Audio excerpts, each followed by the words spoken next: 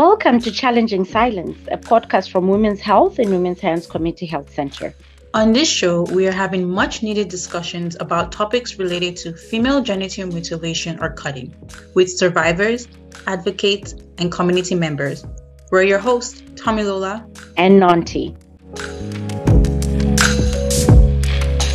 Challenging Silence is brought to you by the Flourish Project, made possible through funding from Women and Gender Equality Canada. You can listen to this podcast series on all major podcast listening platforms and our website, flourishaccess.ca. Please note that this podcast covers topics of a sensitive nature, including domestic abuse and violence. To ensure privacy and safety, some guests have chosen to remain anonymous. This podcast is age appropriate for 16 plus.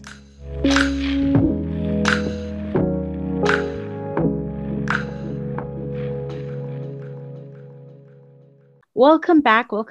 Today's topic is very important, and it is a build-up from the last episode that debunked some myths linked with FGMC. We cannot dispute that there are consequences to the lack of awareness and proper knowledge of FGMC, and it has been argued that these consequences consist of silencing, stigma, and fear. We will be touching on the impact of this on FGMC, survivors, and communities. Yes, to reach the goal of abandoning FGMC, we need to speak on the truths about the practice and end the culture of silence surrounding it, both within practicing and non-practicing communities. We know that storytelling and having conversations are important aspects of human rights advocacy and educating individuals, communities, and nations to achieve generational change. As activist Malala Yousafzai said, there's a moment where you have to choose whether to be silent or stand up. And I would say to the resilient survivor, you are not the darkness you endured. You are the light that refused to surrender. It is now time to hear some words of wisdom about silence and resilience surrounding FGMC from today's guest. Welcome to the show, Riham. Thank you for joining us. Please tell our listeners about yourself. Thanks for having me today. It's a good opportunity, and it's also a way that we are out of the silence zone. So I would present myself as Riham Tima. I'm originally from Egypt, and I came to Canada back in 2016. I have lived in different countries before my relocation, and I'm an entrepreneur, mom, and also a writer. Thank you. Welcome again. So we'll get right into it. FGMC is a reality for many women in Canada, usually from multiple generations within families. But FGMC is not really talked about within practicing immigrant communities. So Riham, tell us, why do you think there's a silence surrounding FGMC? Has this always been the case? I believe it has been always the case. It's getting better, like recently. However, for many years, especially for my mom's generation, for example, which an example I would like to really focus on, they have suffered a lot, from silence, and it has been like really at its maximum. So for many reasons. So it's basically things around the image, things about the traditions, also like the dominance of males, like it's more like a masculine world. So it should be dominated and controlled. So women shouldn't have the voice and shouldn't really talk about it. Even they are the ones who are really, got impacted or hurt by this practice. And why do you think there is this silence within the communities, not just the older generation, but also with the younger generation? Although we are changing, but that silence still remains, especially here in Canada. There are also aspects of that. So I have noticed from different communities who are following or doing the practice, even when they live in Canada, if it's really part of the tradition, they still don't want to go against the tradition. They still want to fall under the family rules because this is the way how they will be raised up. Even they are in a different society, Western, more rights. However, because the kids, the girls who will be, like growing up here, they'll still live in the same kind of culture, somehow under the same ceiling, which we would not see it. So, like in terms of segregation, like, yes, outside of their houses, outside of their homes, they will have this interaction, and knowing the rights in Canada. But going back to their own places, like their houses, and interacting with their own families, they still will have to obey, and will have to fall under the traditions, and they don't want to really go against it. So somehow this contributes to their silence, and somehow it contributes to this ongoing process and ongoing practice. Thank you so much for sharing that. And would you say that stigma and discrimination are contributing factors to the silence around FGMC? Absolutely, because there is a very high contribution of these two aspects. And as previously mentioned, we have the masculine, dominance.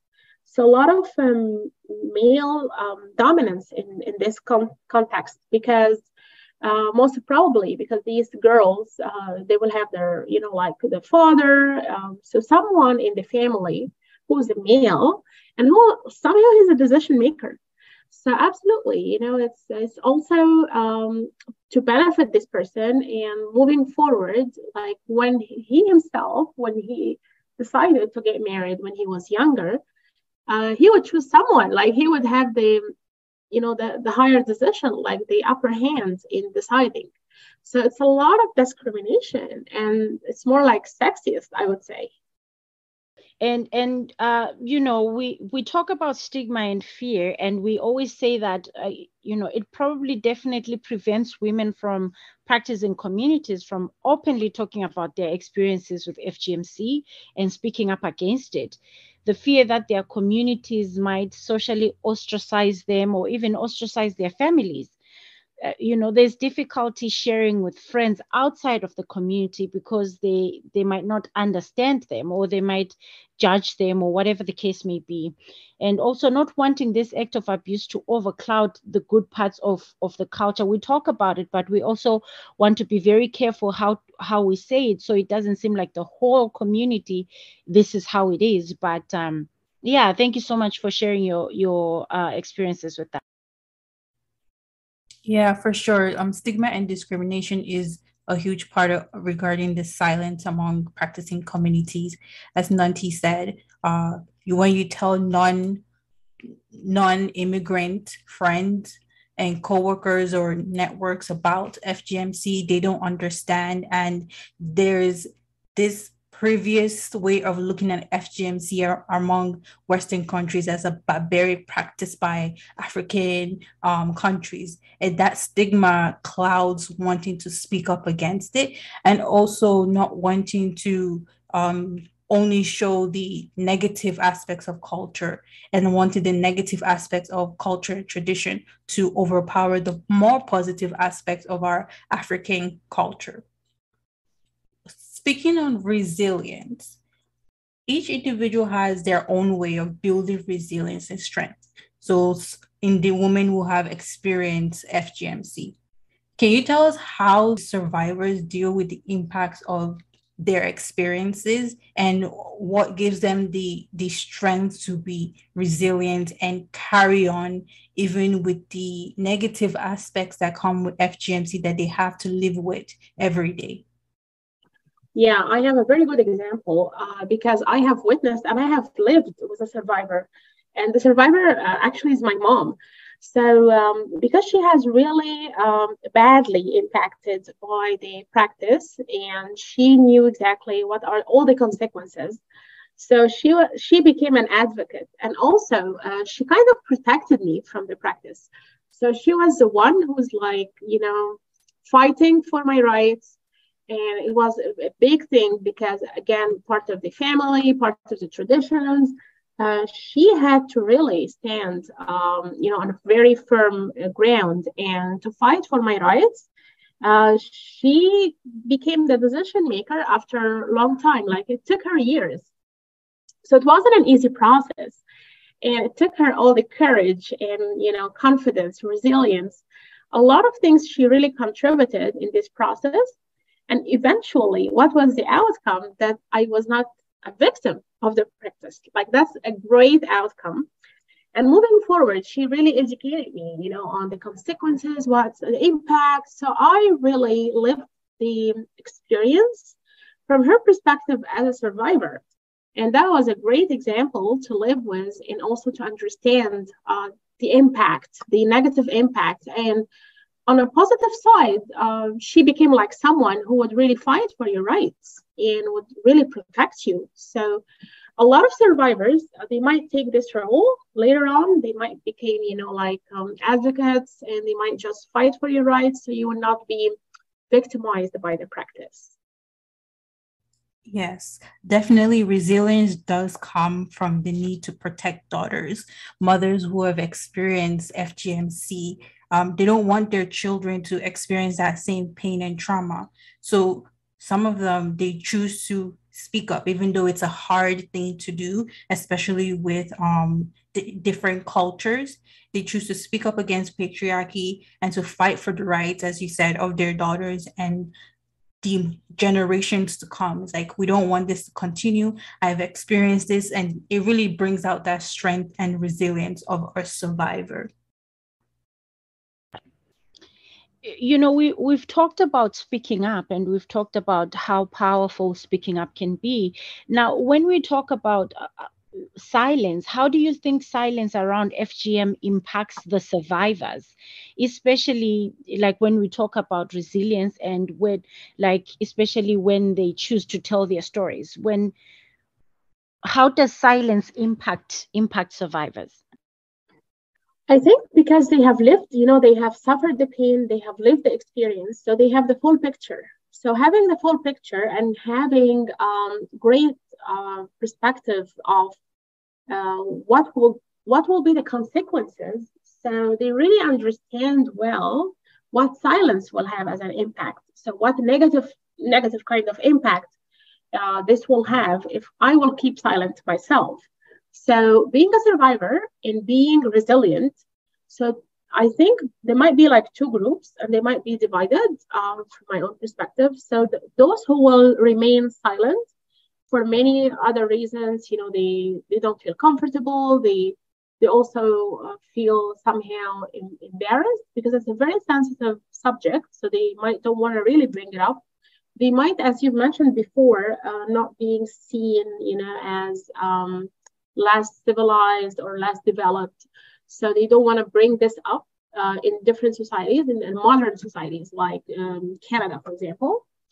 And those who would really take the other route, and they would really talk openly about the thing and about the aspect. So they will become the advocates, and they will definitely try to, explain and try to interpret all the consequences in a very great way, because they have lived the experience. So they're going to be the best ones who can really, who can be the storytellers, because it's not something fancy, it's something real. So sharing their own stories can be really influential and can contribute to, a lot of good impacts, including probably decreasing the percentage of those who will be exposed to the practice. And hopefully something might even contribute to long term that this will be, disappeared one day. Yes, you brought up a really good point. As the silence, it kind of affects survivors in the two different ways, and I like how you explained the two different sides of some people with the silence. They might also choose to continue that silence because of fear, which is 100% understandable. And there's the other group where the silence kind of builds up that advocacy. It's like, no, I don't want this to continue, and we can't have this hush hush around it. So I want to go out there and do these things and advocate, and make sure there's policies and make sure that the girls who are at risk, it does not happen to them too. So it definitely does have the two sides of the coin in how silence impacts the resilience of survivors. Yes, And absolutely. Yeah. yeah, and I would say, since we're on this, how can families and communities and allies start the conversation? So we're on the subject of those who want to break this silence. How do we start? Where do we start from with our families, our communities? I believe a very good point to start with will be the side effects and the consequences. How really did practice, affect their life? So they will feel definitely more comfortable talking about not the actual experience, but kind of moving forward. What happened? The consequences. Maybe it's not like the best way ever to start the conversation by recalling the past. So probably because they have lived this experience and it's ongoing process. So I think this is like a better part to start with. Like what happened? How did this affect them? So maybe talking about the consequences, how their life changed.